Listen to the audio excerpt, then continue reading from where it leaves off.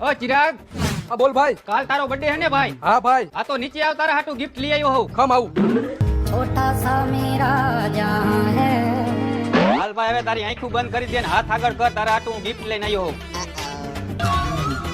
આંખું ખોલ્યા વગર કહી દે આ શેનું બોક્સ છે ને આમાં શું હોય છે? આ બોક્સ નાનો છોકરો ઓડે એને ખબર પડી જાય કે આઈફોન નું બોક્સ છે, પણ આ બુદ્ધિ વગરને કોણ સમજાવે? હા ભાઈ, બૂટ નું બોક્સ આની અંદર બૂટ છે. ના ના ભાઈ, બૂટ નથી. તો શું હોય છે આ? હા, ઘડિયાળ નું બોક્સ છે. મારા હાટોમાં ઘડિયાળ છે. ના ના ભાઈ, ઘડિયાળ નથી. હવે આંખું ખોલીને જો એમાં શું છે. હા ભાઈ, જોઈ લઉં.